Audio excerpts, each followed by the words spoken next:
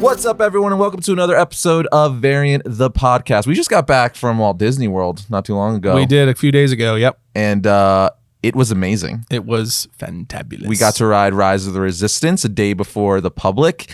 3 times. We did it 3 times. We rode several times. We wanted to do it a 4th, but they're Which is a good freaking thing, by the way. Did you see what's happening with that? Yes, by 9 a.m., the queue, it's like shut down for the day. Like Completely all the spots are taken. Because they're doing it so differently. It's not like you're seeing a lot of amusement parks look for different ways to do their line queues now. Mm-hmm. And what Disney's doing with Rise of the Resistance is they're calling them boarding groups. And so you have to get in the park and they release boarding groups that like in stages, like boarding group 1 through 100, let's say. Mm-hmm. And once they're gone, they're gone. It's kind of crazy though. Like I get it and that's smart to do it, but it's like weird, like you're paying all this money to get into the park, you know, right. Disney's not cheap. And then you want to ride this ride and then it's 9 a.m. The park, a lot of times the park opens at 9 a.m. Yeah. Between 8 and 9.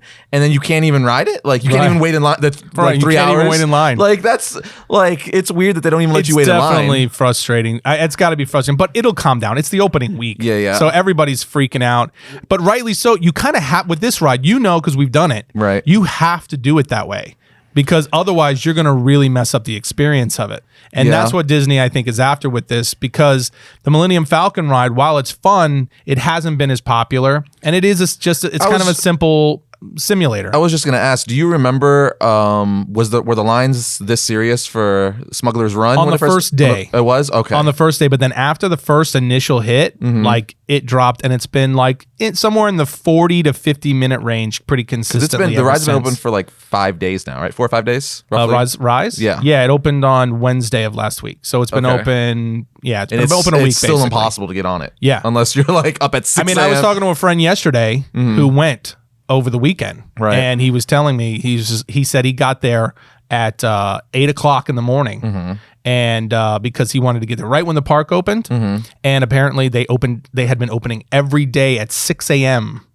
and they weren't announcing it ever since the ride opened. They had been opening because they did the same thing when they opened up Millennium Galaxy's Edge originally. Interesting, and not advertising it. Yeah, and they're not advertising. So, but those who know, it opens at 6, but because he got there at 8, they were gone by 8:04. And so he couldn't get, so he was all like mad because he's like, look, I drove 2 hours just to ride it to get here. He's like, had I known, I would have been here early. Yeah, for sure. But yeah, you know, it'll settle down eventually. But this ride is so good, word of mouth is getting around. And the struggle is real. Yeah, I think it's going to stay popular for quite a while. But yeah, if you can get there to ride it, we obviously rode it 3 different times, and it's like you're walking onto a Star Destroyer. Yeah. You're right into a Star Wars movie, really. I think the queue is just as cool as the ride in a lot of aspects, just because you get to, you know, you're waiting there, you're standing, and you get to see all the little, like, the Resistance costumes, like the computer screens and all that stuff. And it's like you're walking on the set. Yeah. And the interesting thing about this ride is that the queue is actually part of the story. Oh, for sure, yeah. It's part of the actual ride itself. So you're walking through, and it's kind of like what you're seeing with a lot of these new theme park rides where the queue is, like, super immersive and has interactive stuff and all that kind of thing. But then you reach a point in the queue where the story actually begins. And you walk into a room and you've got BB-8 and then a hologram, which is insane. That Rey hologram looks really good. Insane. Really good. You see this giant machine and you kind of get the gist of what it's going to be when you're looking at it. And then you're like, but how is it? You know, when you first see it, you're like, this is going to be cheesy. And then the hologram comes up and it's Rey, and it's unbelievable. We posted pictures, both of us did, while we were there.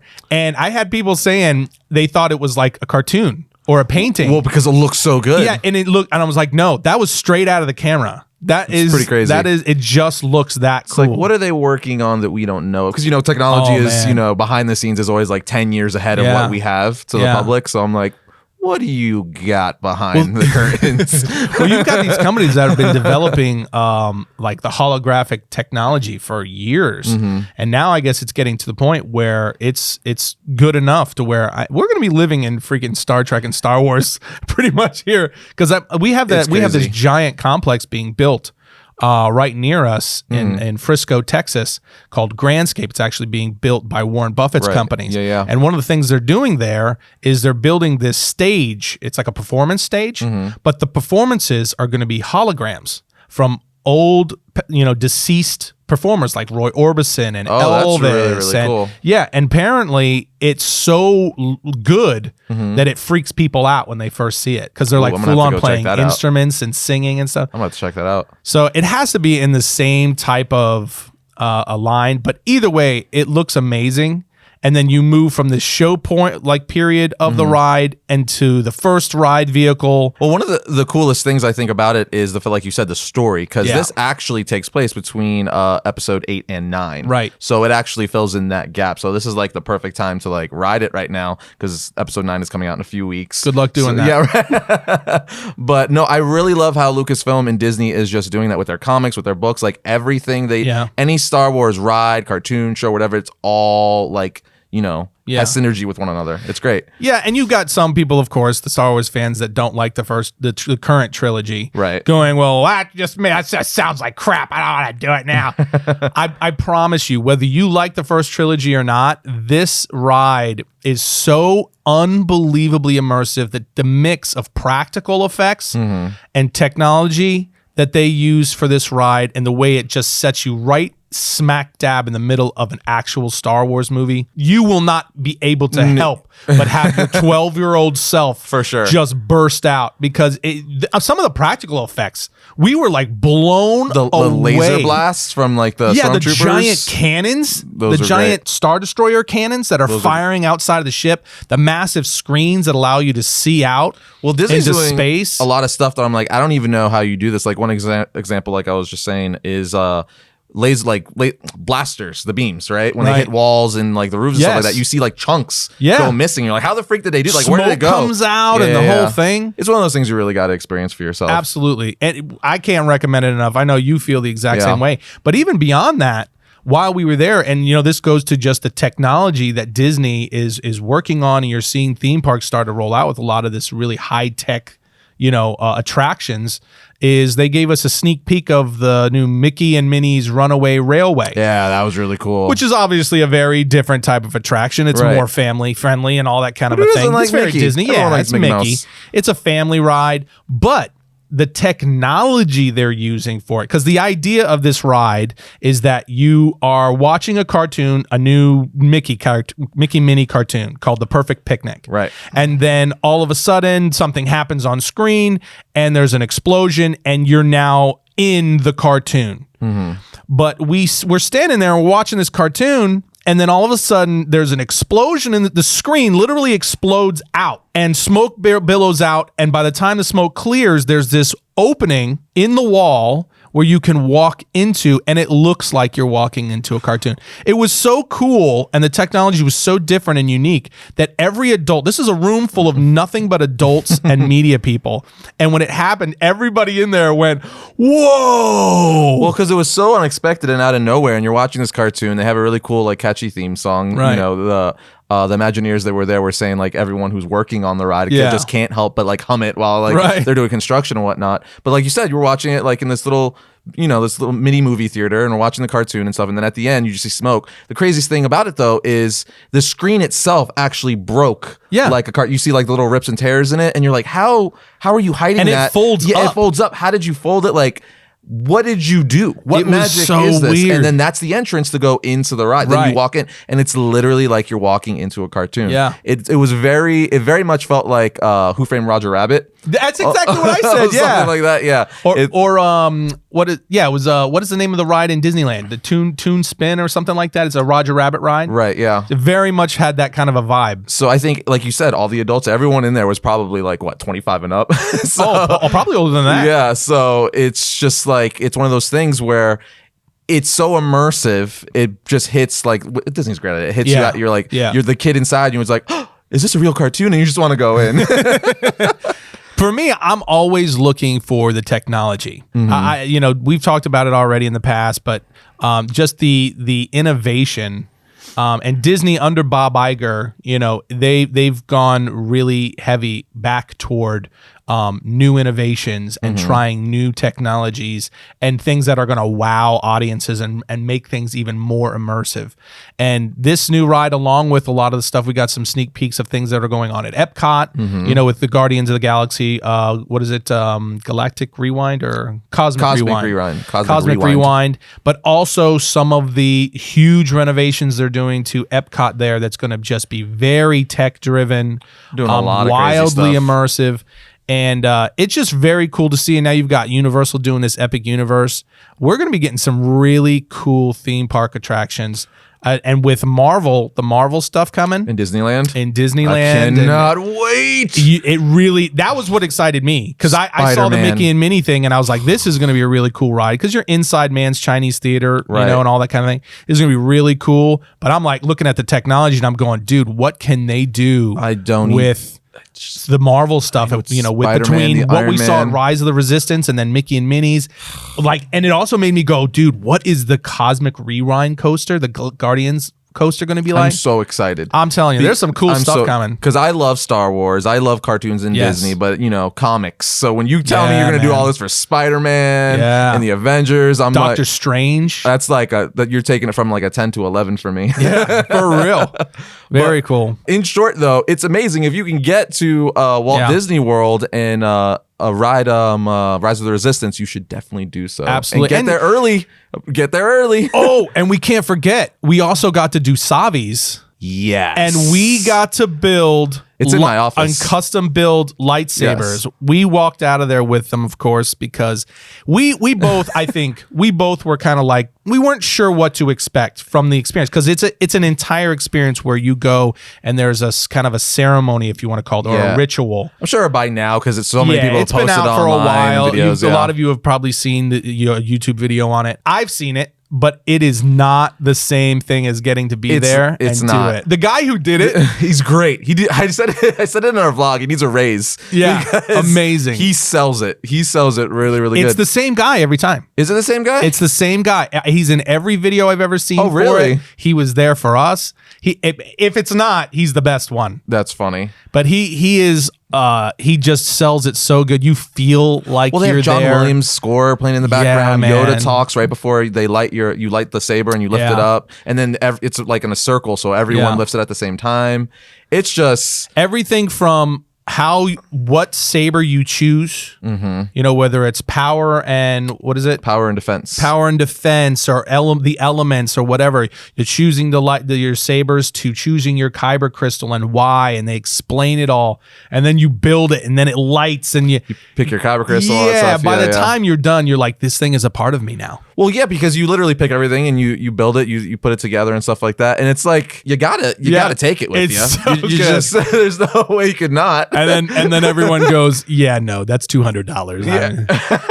I will say it's very expensive. It's $200. Yes. That's the only thing. Yeah. But you're like, if I feel bad for anyone who, well, no, you can't go in unless you pay for it. Oh, that's true. That's right. Yeah, that's right. So the media was allowed to do it. We were allowed to see it, so we could actually, get it on. But you have to pay for it. So if you're a big Star Wars fan, and you're kind of on the fence about it, if you really, really do love Star Wars, I will say it'll be worth the $200. Yeah, and if you're like a collector in any way, because they're metal, they are metal. Yeah, they're excellent hilts. They've got weight to them, and it's got all of the sound effects and the whole thing. But if you're a collector, if you're a Star Wars fan, that's also a really great experience.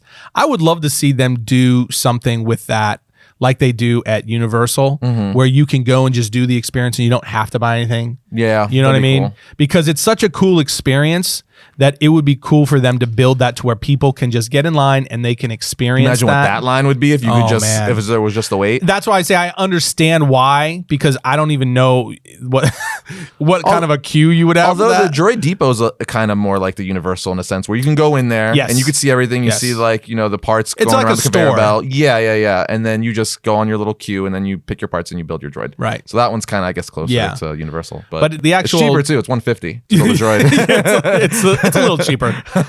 But yeah, I mean, these things aren't cheap. I will say that. But as far as like an actual Star Wars experience, the entire land of Galaxy's Edge, I just think is they did such a good job.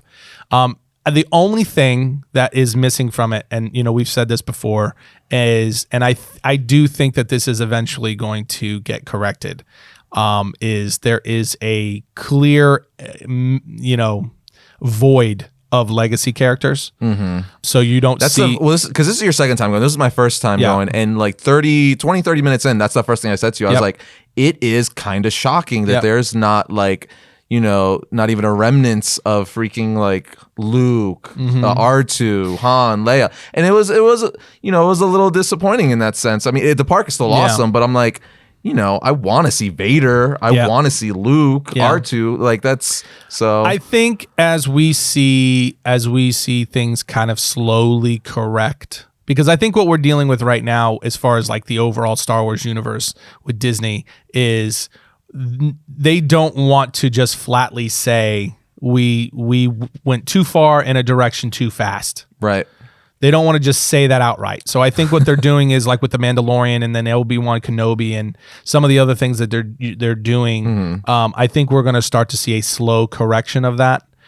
If we've seen anything from Disney and Bob Iger specifically, for sure, he is all about making sure the fans get what they want, so that the company stays on the upright. I would love to see the Mandalorian there. I think that's what I mean. Like I think that's going to be our because did you watch the most recent episode? I did. Okay, so the most recent episode was just another example of how much they are just making the Mandalorian a peace offering to the OG Star Wars fans. Well, just because all the Easter eggs the and stuff. whole episode was nods to A New Hope. The entire episode. We were on Tatooine. We were in the cantina where we first meet Han Solo. They show one of these new characters literally sitting at the booth where Han Solo shoots the bounty hunter. Well, I mean, Dave Filoni directed it, so it's like not shocking. It's the second episode he directed. But it was just all throughout. Yeah. It was all speeder throughout. Bikes were cool. Yeah, the speeder bikes, just on and on you could go. And it just for me, I literally was going into the movie. We watched the episode and then it was done. I literally was going and taking my kids to A New Hope. I was putting on A New Hope and saying, look, see, this is what this is from. And they were like, whoa. And I was like, see? And I was going to the points in A New Hope where that the Mandalorian episode was referencing. And they were just like blown away by that. But I was doing it just because I was like, this is 100% an apology letter.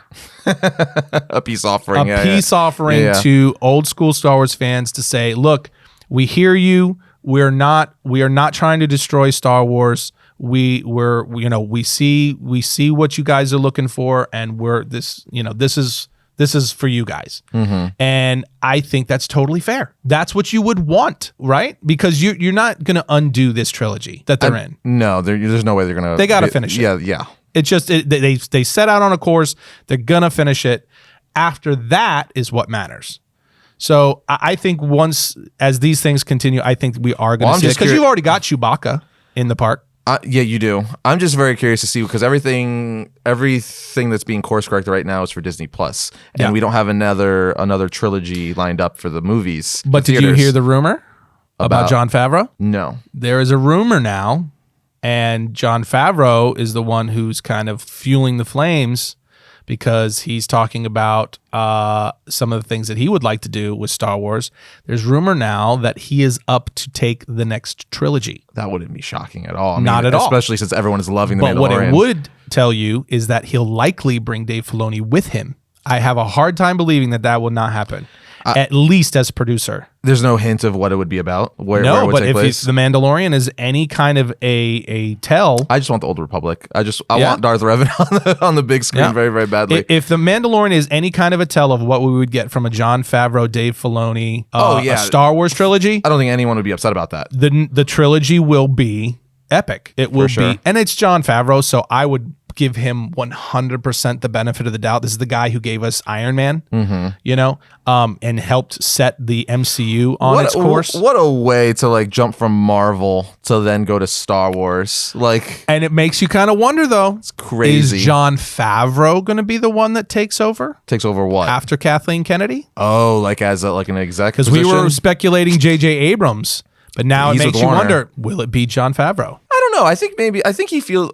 I don't. I can't speak for him, but I would think that like he likes directing movies and stuff like that. He likes creating, but for someone like Jon Favreau, that would be a move that would make sense. Because his whole trajectory as far as his career, from writer, then actor, to director, essentially producer, just keep getting promoted. Yeah, and then now he would essentially be a studio head. Oh, no, 100%. Yeah, if he took Kathleen Kennedy's job, he would be running like Lucasfilm. Yep. So it would be, as far as like the trajectory of his career, that would be the next obvious step where he gets to run an entire studio and frame whole universes. Very, very curious because like he's got his Netflix show like Chef and all that stuff, and he's really into food. He's like a foodie and stuff like that. Because he just seems like a guy who he's curious. He just loves learning. Oh yeah, like he says that. Yeah, he just loves like doing new things, and he's. When you're explaining something to him, he's definitely one of those people who is thoroughly interested in what you have to hear, especially if you're good at your craft. So I'd be curious. I wouldn't be against it by any means. No. I love Jon Favreau and stuff like that. But I would like to see him direct a trilogy for sure before he went to the exec position. Well, I think that would be the course. Yeah. I think that would happen first. And then Kathleen Kennedy would stay on for a few more years, and then he would take over, if that in fact were to happen. Good things for Star Wars fans. Yeah. So any way you slice it, the point is that things are looking in the right direction for Star Wars, for OG Star Wars fans. So for those of you that are upset with what they did with the new trilogy and some of the more recent stuff, just know that it definitely looks like they've heard you. I think I would actually be more excited if the announcement was Filoni's getting a trilogy and Favreau's producing. That would actually get me. Oh yeah. But I kind of am a little on the fence because Dave Filoni himself acknowledges he is very green in terms of directing live action. With Favreau producing, he would be right there, like holding his hand. It could work. But we'll have to see. I know two of your favorite episodes from The Mandalorian have been the ones that Filoni's directed. The first episode and now this one, right? Well, this one wasn't one of my favorites. Oh, it wasn't one of your favorites? No. Okay. No, I felt like this was actually probably the weakest episode. Really? Of all 5. Although the previous episode was liked it. The weakest for me. Which one? The previous episode where they were fighting on the planet. Yes. What's the name of that? The ATST? ATST, yes. The Imperial Walker. Mm-hmm. Yeah, I actually really liked that episode. This one, it was not in any way bad. It was still a good episode. It was just a little slow. Mm-hmm. And not a ton happened. It was more of a developmental kind of building up to the next episode. Really? I liked the little arc with the kid wanted to be a bounty hunter. We'll get into the guild and all that stuff. Yeah, it was fine, but spoiler. It was it kind of came and went, and it's like we met him and the character is done. Mm-hmm. So it was fine.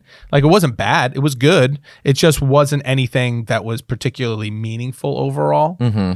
And then at the end, we get a moment where, again, I'm not going to say it because I don't know who's watched it, but we get a moment where they tease something. Mm-hmm. And it's just the whole episode very much felt like set up for and kind of a tribute to A New Hope, which I loved. But as far as an episode in itself, I guess weakest episode is probably not the right way to say it. I'd say it was the slowest episode to this day. Well, there's 3 episodes left, so I'm very curious to see, how it's going to end. Can you believe that? They're going to Game of Thrones it. Oh my God. It's going to be a massive cliffhanger, and it's going to be like, we have to wait a year. Well, again, it's wrapped around the release of episode 9. So let's see if we get some kind of a big bang, and maybe we'll get a big reveal and a cliffhanger. Yeah. Well, speaking of a big bang, lots of trailers this weekend past week. So crazy. Lots of movie news to talk about just in general. A lot. I would say predominantly. Yeah, with CCXP in Brazil this past weekend, just lots of movie news. But even before that event or that con, we got the Black Widow trailer. And this trailer looks so good. It looks like a Bourne film, like a Jason Bourne film, but like a Marvel superhero. I've told you forever, I don't know why Captain Marvel would get a movie before Black Widow. Yep. Like that makes no she's been there since the beginning. Inside the MCU, she's a founding member of the Avengers. Yeah. So it's like it was such a disservice to be like, yeah, we already have a awesome established female character, but we're gonna go with this brand new one instead of doing the awesome one we've had in a ton of movies. So the fact that it's done, it's filmed, we got a trailer, and it looks awesome. I'm like, yes. This movie looks so good. And to Scarlett Johansson's credit, she had every right to complain. Yes. And you did not hear a word. She just was, she was a team player. She was on board. I mean, you know, obviously she's in the Avengers, so it's not like she's hurting. But, you know, she could have said, like, why did everybody get an origin movie but Black Widow? And that was a totally valid point. And to your point, like, they gave Captain Marvel her very first origin film, and you're like, but Black Widow, though? Yeah, what about... Because, you know, look, the bottom line is Black Widow as a character has been around longer, and she's more popular for sure than Captain Marvel. Like her or don't, you know, that's just the facts. And she's embedded in the MCU, so it didn't really make a ton of sense. But I think everybody's thrilled to finally be getting one, and everything they're setting up in this film looks so good. Like you said, it looks like a spy Bourne movie. The action looks great. Some of the coolest fight scenes. Yeah, the cinematography looks great. The music sounds great. And we're getting so many new characters a ton that are going to be meaningful going forward. First and foremost, Yelena Belova. Second Black Widow. Yep. Who clearly they're setting us up because of, as we all know, Natasha Romanoff dies. Which is like, Endgame. is she going to, does the MCU still need a Black Widow? So is she going to be the new Black Widow going forward? Because she, you know, in the comics, she was trained by the same spy masters as Natasha. So that, you know, is a perfect like passing of the torch to be like, oh, Natasha's dead, but you know, S.H.I.E.L.D. or what have you still needs, or the Avengers need a Black Widow. So that would make a lot of sense. Who's playing her again? I forget who's playing her. Her name is, oh gosh, now you just made me forget. I can't remember her name off the top of my head. Okay, well, but she's an up and coming actress. Yeah, she's been in a few things, and she's great. Right, in all the stuff she's been in, she's really really good. We got Rachel Weisz in the movie. Yep. And the guy who's playing Red Guardian, Harper from Stranger Things. Yeah, David Harbour. I love him. Yes. He's quickly becoming a Hollywood treasure, I feel. But his little bit in there is still fits. Like, it's so funny. Because Red Guardian is basically the Russian equivalent of Captain America. Yes. So the fact, I'm going to love how they're going to play with that, and the fact where like he is a little out of shape, but he's still like a badass at the same time. Right. He's got the beard and stuff. So I'm very, you know...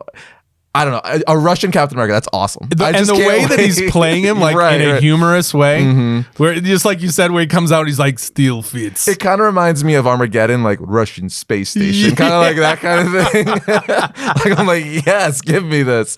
So, but he's playing Alexei Shostakov. Right? Yeah. Yes. Isn't that the second Red Guardian? I believe so. Don't quote me on that. But in comics? I believe so. I think so too. So like they're doing a lot of different things, and like Rachel Weisz's character is Melania. Anyway, she turns out to be Iron Maiden in comics, right? So but we don't see her in the Iron Maiden suit. No. But because she's a Black Widow villain. Yes, like one of her biggest villains. So. Yeah. You know, they're establishing a lot of stuff. Taskmaster is another one in here. He's the main villain. He's the main villain. But the thing about Taskmaster, which is so cool, is he has the ability to like mimic anyone's fighting style. Right. So I am, and just by looking at the trailer, all the awesome fight scenes that were again very like Bourne or Captain America, a Winter Soldier, where it's a lot of like realistic hand-to-hand combat. You know, like on the ground street stuff.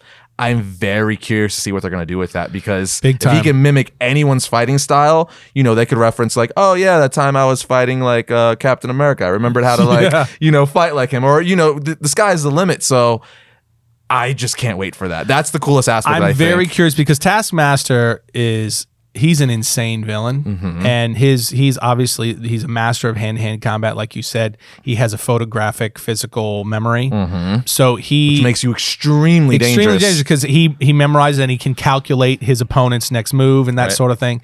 So I'm really interested to see how far they take that in the MCU, because if they stay true to comics, it would make him one of the most formidable villains they've introduced to this point. That's why I'm so excited to see like what they do with it. And I'm, there's like the Marvel like syndrome where that's like a lot of their villains are one and done. Right, so I'm hoping he is not a one and done character. Because they're not only are they making Taskmaster the lead villain in this, right? and it appears okay. And we didn't mention this yet, but the movie, for those of you who don't know, is actually set directly after the events of Civil War. Yes, in that gap between Civil War and Infinity War, where like Cap and Black Widow and Hawkeye are on the run and they're hiding out.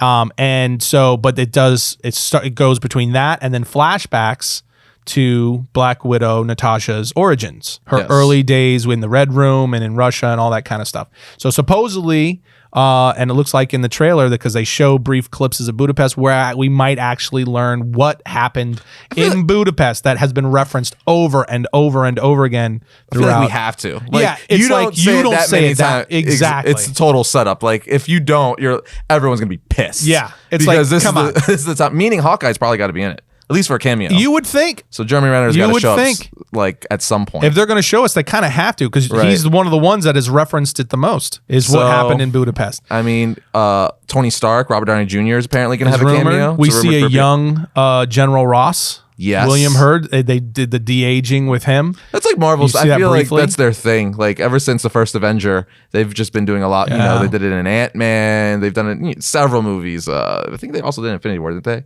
Was it Infinity War? I don't know if I don't or remember Civil War. I don't know. A bunch of They do it all the time. Yeah. That's the point. Yeah.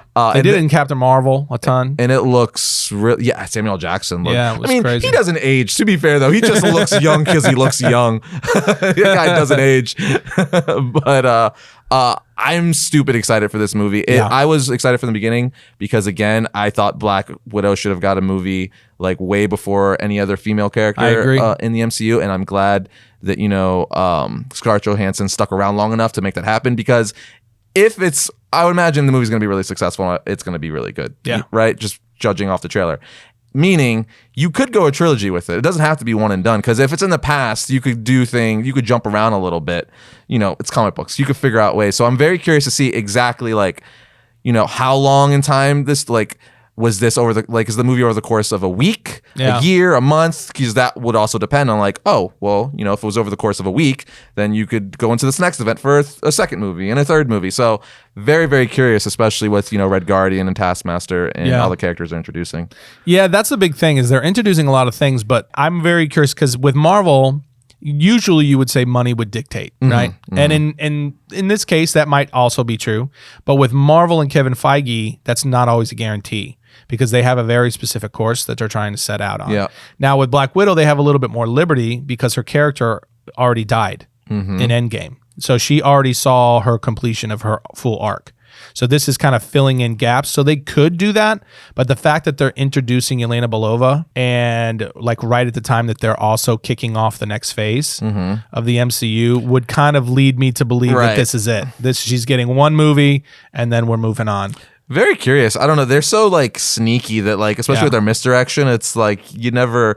I try not to guess anymore, because it's you never know. These guys. You never know. So, but it's interesting. But staying in the female superhero, another trailer Wonder Woman. We got this one, Wonder Woman 84. We finally got our first trailer for Wonder Woman 1984. And I've been very vocal over the course of the last few years that the Wonder Woman movie is still my favorite DCEU film. Yeah, I love that. Say so too. I love that movie. So yeah, I would agree with you. I was really excited for this trailer because I knew we were getting. They announced it a week at a time. We're we're probably the rumors come out we're probably going to get a Wonder Woman trailer because this convention's happening, and we did. So rumors turned out to be true.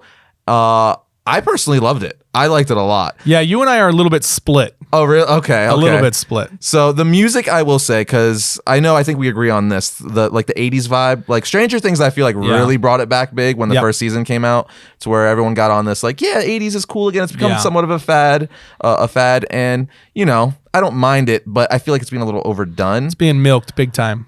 So the music definitely threw me off my first watch. So I watched it 3 times in a row, and by the third time, I'm like, all right, it fits. And as for the trailer itself, Wonder Woman she looks great. Awesome. That part where she freaking takes the bullet out of the gun and backhands it with her bracelet. That's pretty dope. Oh, so cool. And the leg sweeps. Yeah. She's freaking web swinging from lightning bolts. I tweeted that out over the weekend. Yeah.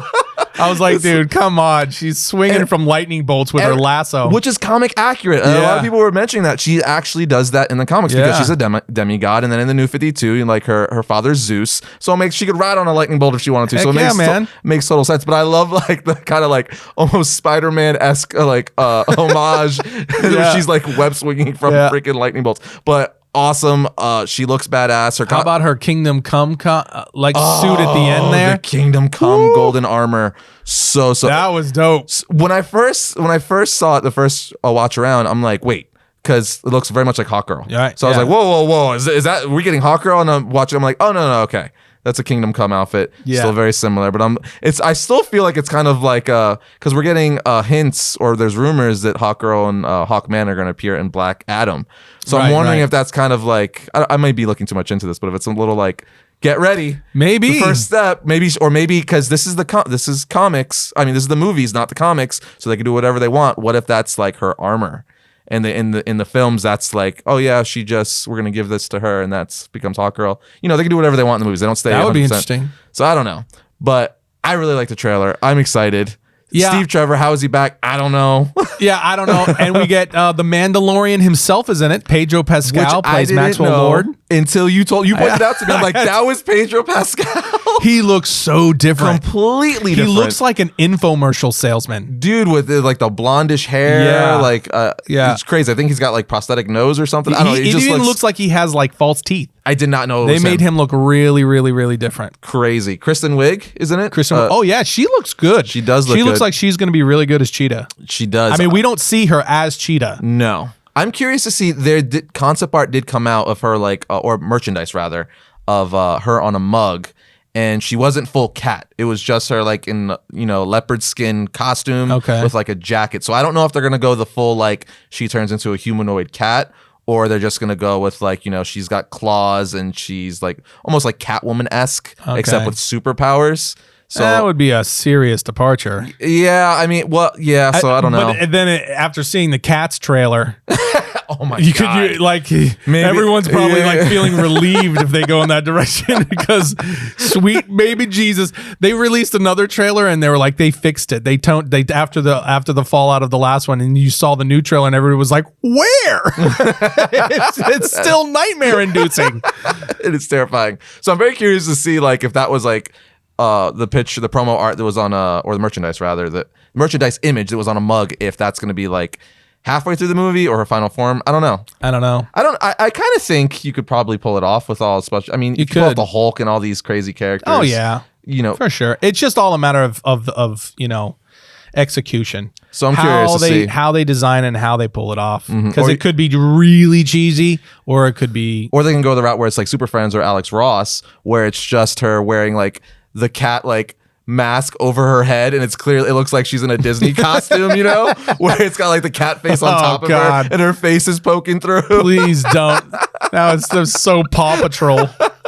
But no, I'm excited for it. I think. I see. My thing is, and this is where we split. Like I think everything with the action with Wonder Woman all looks awesome. Yes. I think that Gal Gadot looks great as the character. I think the suit, her suit looks great. I like how they brightened it up. It's more red and more vibrant. For me, it was, Steve Trevor coming back. I think that's cool. Even though we don't know how they're doing that, we're going to find out. Obviously, we're going to learn more about Maxwell Lord. I feel like Maxwell Lord is going to be a big part of that. He has something in his hand. Do you know what it was in the trailer? I didn't look deeper.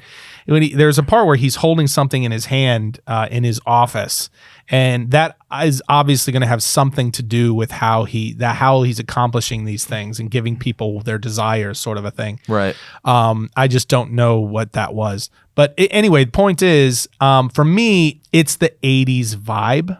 Okay. It's like you said, I just feel like that whole thing is become a shtick. It's gotten overused, and I feel like that's being milked because there's everything is so much about nostalgia these days. Our generations are just all about our stuff, and so Hollywood, it's like they do with everything. Some people like something, and then they Hollywood and they get a hold of it, and it's just like, okay, we're gonna oversaturate that now. We're just gonna do it and do it and do it until people get sick of it, and they're like, okay, can we move on now? Right. And until it stops selling, basically. And I feel like we're kind of starting to move in that direction where it's just like, okay. Stranger Things brought it back in like a really cool way, and there's been some other things that have done it really well. But with this one, I kind of like the vibe was, it just, for me, it was very just like, it looked a little bit more playful than the first movie. Also, the first movie seems to be the DCU's direction in general right now. Yeah, I'm just worried it might be a little too far in that direction, too Shazam. Okay. Because Wonder Woman is not Shazam. No. And I wouldn't want to see Wonder Woman's style go the way of Shazam, because Shazam's character lends to that. Whereas Wonder Woman's, like in the first movie, it had some humor for sure, but it was just the right amount. I didn't get that many vibes from the trailer that strongly. For me personally, I didn't get like that from it. Obviously, lighter in tone, but I personally don't think it'll be that. I just hope not. It was, it was just the 80s vibe that did it for me.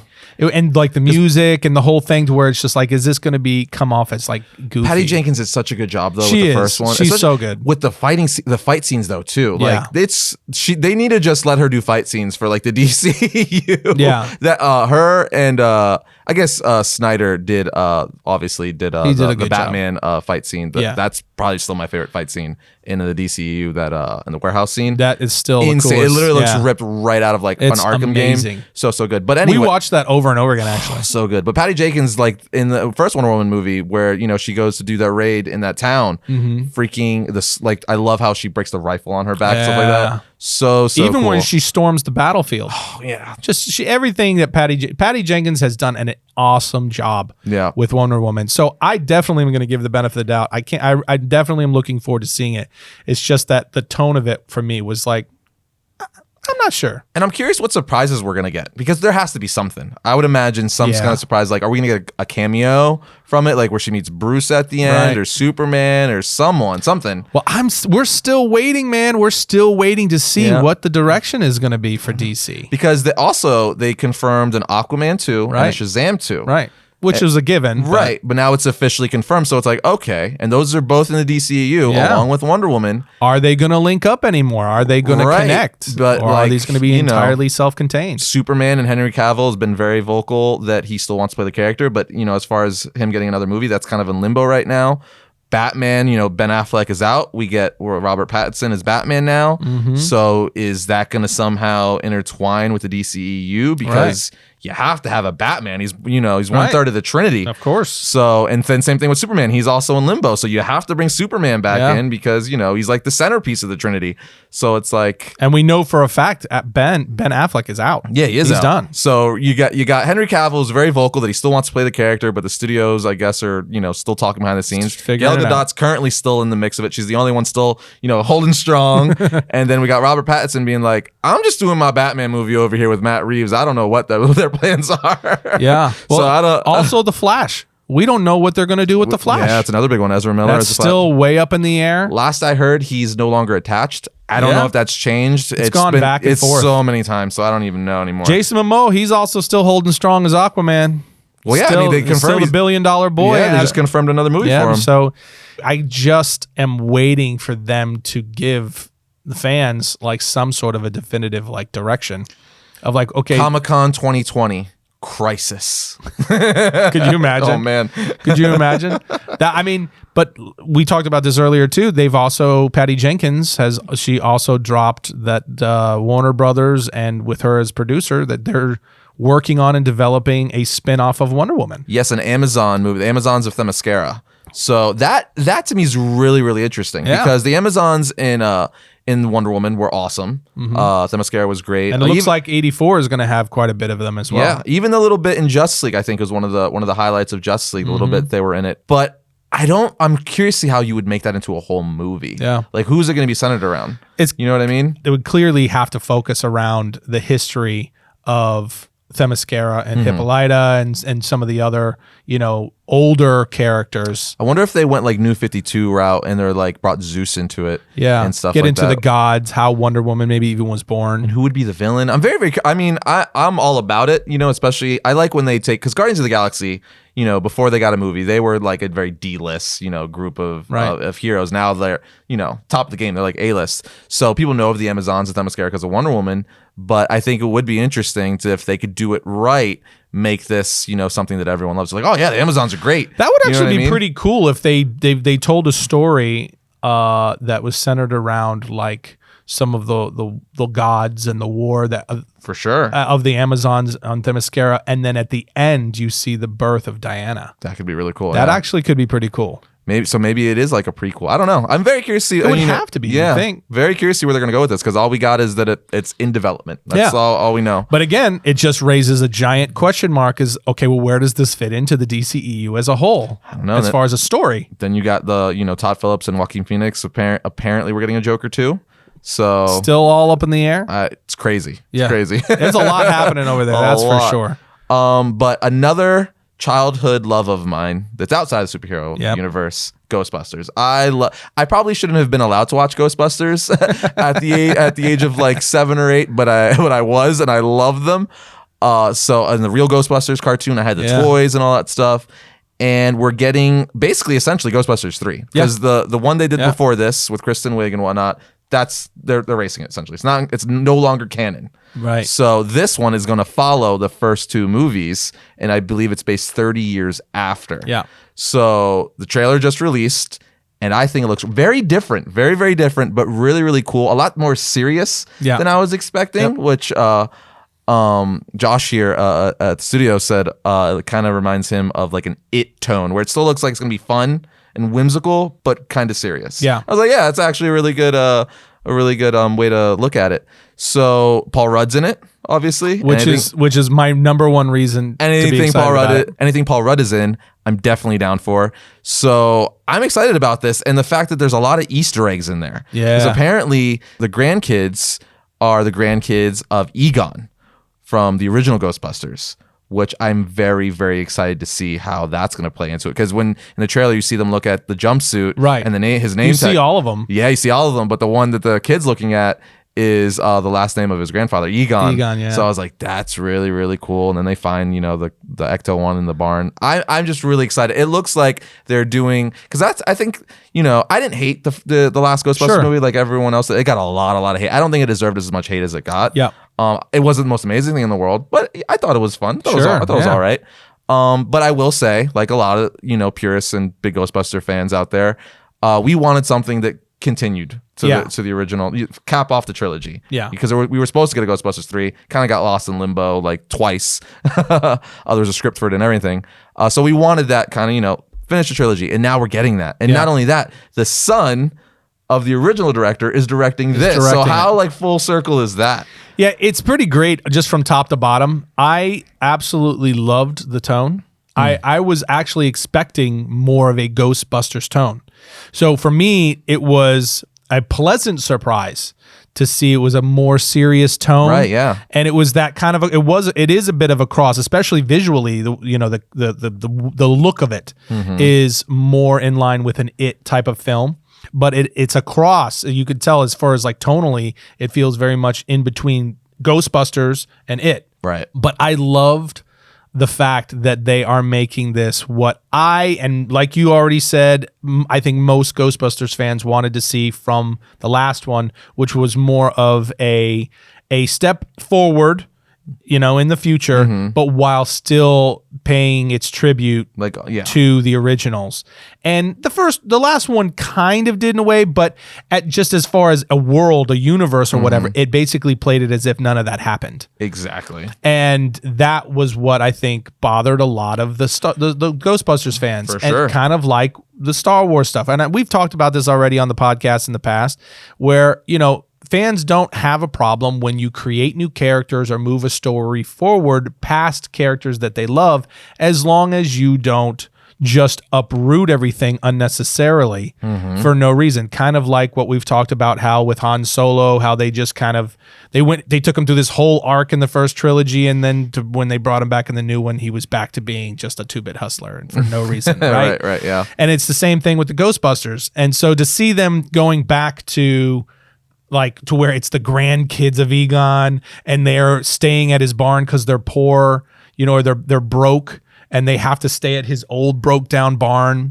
Which Egon, not to interrupt, but Egon would totally have this weird like house out in the farmland with like fungus and mold in the old basement. Rundown. That is so like Spengler. It's not even funny. But in doing so, they find the Ecto-1 and they find all of their old gear. You know, the ghost trap and the just everything is there. And she even, I think his granddaughter has the one line where she says that her grandfather says that. They're free to rumble through the ashes of his old life or something to that effect. And you're just like, yes. I'm just so excited to see, because the trailer doesn't really tell you much besides the kids find out that their grandfather was like a Ghostbuster, and now they have his equipment and stuff. And now ghosts are emerging on this little town in the middle of nowhere. Right. So it's obviously very much going to be a passing of the torch story. Yeah. So if this does well, does that mean we're going to get another Ghostbusters with these kids? I would be shocked if this doesn't do well. Right. I mean, if the trailers continue to look the way this one did, I will be very surprised that this does not begin a new generation of Ghostbusters. And then Paul Rudd's in another franchise. Because again, we're not just getting these kids. Paul Rudd looks awesome in the trailer because he's not doing the goofy Paul Rudd, right? He's playing it more serious. And he's a fan of the original Ghostbusters, and he shows the kids in the trailer like what happened in the 80s and things like that. Right. And basically like showing the original grandparents footage. were like superheroes in a way, right? I love how when he's showing them, like he's like, look, these are the Ghostbusters, that it's actually like he's basically just showing them the movie from the first Ghostbusters. And it's like, yes, that's awesome. It looks awesome. It's like an Inception somehow. Yeah, it is. A movie within a movie. Yeah. I think just in every way, this feels very much like a legit and an honest passing of the torch film for Ghostbusters, and I'm super excited. What's the drop date for it? I don't know, actually. Is it May? I know Black Widow's May. Yes, Black Widow's May. I didn't look. 2020, but obviously it's 2020. But I thought it gave a month too. Now I can't remember. I don't know, but I will say I geeked out so hard with the Gunner Chair 1. Oh, that was awesome. That was so dope, because if memory serves me correctly, that's on the toy of the Ecto-1. So that was like a little nod. And then also just that so very iconic and distinct siren of the Ecto-1, that whatever, like so good. Like I want that in my car. Can you imagine you're sitting at a red light and someone just hits the switch and you hear that? You're like, what the? That would be amazing. It's such a recognizable sound that everyone would instantly be like, who are you gonna call? Yeah. So good. And I love that they're using the original Ecto-1. Yes, and it's like that they're not doing like a new version of it. It's the original, and it's beat down in a barn. Oh, so good. You think Slimer's going to be in it? It looked like I thought I saw him, like a brief hint. I did frame by frame. The one that they're chasing, it looks like it's not. It's not. No, okay. Because I did frame by frame. It looks like some kind of marshmallow type monster, same size and stuff, but it's not Slimer. I would love to see Slimer. He's like the hero ghost in that. in that franchise. I would love to see right? Slimer, but I don't know. I don't know if we'll get him. And I'm curious to see what cameos we're gonna get too. Apparently, yes. Dan Aykroyd. I was waiting for a hint of one in the trailer, and smartly they did not do it. Nope. Because I think they all confirmed. Because the guy who plays Egon, I forget his real life name. He passed, unfortunately, a few years ago. Passed away. So clearly he will not be making a cameo. But Ernie Hudson believes confirmed to make a cameo. Wow. Dan Aykroyd is confirmed. And Bill Murray, he's always the wild He's the recluse. card. Yeah, so we don't know yet. Some people are saying yes. Apparently, if you watch the movies that made us, Bill Murray was actually like hard to get on set. Well, they said that they weren't up until the last minute. They weren't even sure if he was going to show up. That's what I'm saying. If they actually had him for the role. Because that's what I'm saying. For those of you who don't know, Bill Murray is just notoriously very difficult to get a hold of. He doesn't have email. He does not have a cell phone. He's very hard to contact. That's so funny. So he has apparently a voicemail that you call and you leave a message if you want to get a hold of him, and if he wants to answer, he answers. It's so funny. Apparently even for people that know him and are close to him, he's a very difficult person to get a hold of. It's just funny to think like Bill Murray, obviously he's super, famous comedian, actor, been in plenty of iconic films. But I would say Ghostbusters is definitely top 3, if number 1. Yeah, it's up there. Most recognizable role he's ever done. So it's funny to think that the Ghostbusters, which, you say who you're going to call or whatever, just say Ghostbusters, everyone knows what it is, that role that, took him to the next level, he was like, people didn't know if he was going to show up for it. Like, it was a hard, like, he didn't even know if he was going to show up for it. And that, like, kind of like put him on the map in a sense, That's definitely. His shtick. It's so funny. Dogs and cats playing together. so funny. I'm really excited about it. All of these trailers have been so good over the weekend. They've just been such like a. And there's more. Yeah, there is. We've got more to talk about. And that this whole like the past few days have just been riddled with awesome news. Like coming out of the Comic-Con was the Godzilla versus Kong. Oh, the little clip that leaked online that they showed at the con. It looks and it shows, for those of you who haven't seen it, it shows Godzilla and Kong battling on top of an aircraft carrier. Yes, it does, Tim. Yes, I mean, it does. Just listen to that sentence. You see Godzilla fighting King Kong on top of an aircraft carrier. It is everything my 10-year-old self has ever wanted. That is ridiculous. Because in the best way possible. You see, like, because they scaled Kong up, obviously. It's the only way you could do this. When they released the Kong movie, a few years ago, we knew that they're like... He's not done growing. And all that, right. So now he's the same size as Godzilla now. And you see in the little like, few second, clip that leaked, hit Kong, like, with a right hook going to like punch Godzilla right in the face. So good. I love kaiju. Giant monsters are awesome. It's one of the reasons why I like Power Rangers and all that stuff growing up, because it all came from Japan. Right. So I'm very, very excited. And I liked the newest Godzilla movie. I know it had a lot of mixed reactions. God of Monsters or King of Monsters, loved it. I thought it was a ton of fun. Just all the fan service for the original music for Godzilla, Ghidorah, Rodan. There was so much fan service in it, and I thought the monsters looked so cool in the epic battles. The story wasn't the greatest, but when you're seeing these movies, you're going to watch giant monsters fight, and that's what we got. And if Godzilla vs. Kong is anything like that, I am so there. I am so excited. I'm all in. Because like you just said, I'm not going there for, the Gone with the Wind. Right. I'm not going there for the greatest story ever told. Best screenplay. I'm going there to watch a bunch of giant monsters destroy a bunch of stuff and fight each other. That is awesome. And the look of it is so good. Let them fight. Yeah, so good. I'm all in for that for sure. We're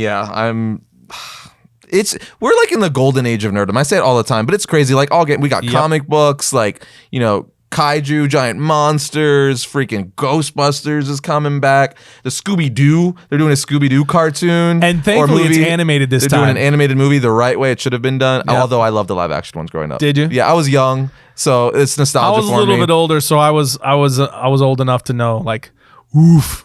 Freddie Prinze Jr. as freaking... Yeah, I mean, as I Fred. guess, it's like kids movies and stuff. That's fine. Yeah. But I'm glad it's animated this time. But yeah, I agree with you totally. We're definitely, and I honestly think it's just beginning.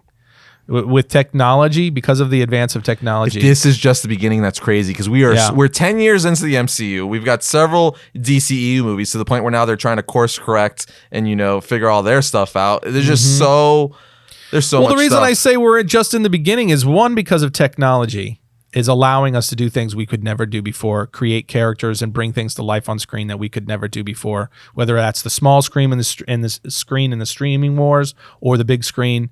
But also because our generations own everything now. It's true. We're the bosses.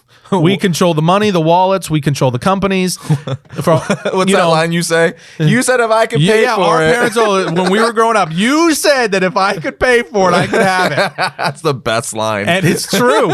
And so now we can pay for it. And now we want our stuff back. We just are the most nostalgic generation in the history of humankind. We just are. And that's not going to slow down. We're just going to find different ways to manifest that as time goes on. I mean, look at this new, just because I wanted to bring this up too, like Ryan Reynolds. Okay, Ryan Reynolds is doing 2 films, so we got trailers. He's a national treasure. He is a national bloody treasure.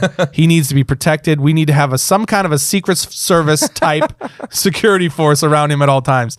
But ever since he did Deadpool, he's everywhere. But this past weekend, we got 2 new trailers. One is another trailer for a movie he's got coming to Netflix called Six Underground. Okay, which is I have not seen the trailer. Okay, for this yet. It's directed by Michael Bay. It's the most Michael Bay Michael Bay has ever been. Wait a minute. This movie is more Michael Bay than Transformers Michael Bay? It is far more Michael Bay. I gotta see this trailer. You have to see this. It's every version of Michael Bay crammed into one. So is there... Okay, so... It's like Transformers meets The Island. Oh my God. Yeah. It's like Michael Bay at his peak Michael Bay. So is the whole trailer just Ryan Reynolds standing around with the camera doing circles around him and explosions going off? Essentially. It's essentially this team of people that are just slow motion and sun flares, solar flares. I need to watch this trailer now. It's like, look, it is crazy. It looks so fun. It looks so good. It's Netflix, you said? It's a Netflix original. Oh, then I'm gonna watch it. It looks super good, but my point is that it is going back to like old school 90s action flick, but just a Michael Bay version of that. Yeah, because I will say what you want about Michael Bay, because he is very Michael Bay. But the Bad Boys, I love those movies. Bad Boys are coming back. Bad Boys for life. We're getting another Bad Boys movie. That's true. We're getting, the third one's not directed by Michael Bay though. But Ryan Reynolds is also. We got another trailer for another movie he's doing called The Free Man. This trailer I watched, awesome. It looks so friggin' funny and fun. Well, what's crazy too is the video game world. They've been trying, video games have been trying to break into Hollywood for a while. You got Assassin's Creed, Doom. There's been several, but they just, they didn't do good at the box office for whatever reason, which is really weird because franchises like Assassin's Creed, Doom, even Mario Brothers. Remember that got a movie in the '90s back in the day, and they just never did well. So they just can't crack it. This, however, though not based on a particular like a Call of Duty or Halo. It's still a video game movie. It's wrapped around gaming. Yeah. It's a gamer-driven film. It's very reminiscent. It almost seems like they're doing their own version of a Grand Theft Auto movie, and that could be awesome. The trailer, it looks so much fun. And Ryan Reynolds is like the perfect guy to play it. You know what it reminded me of?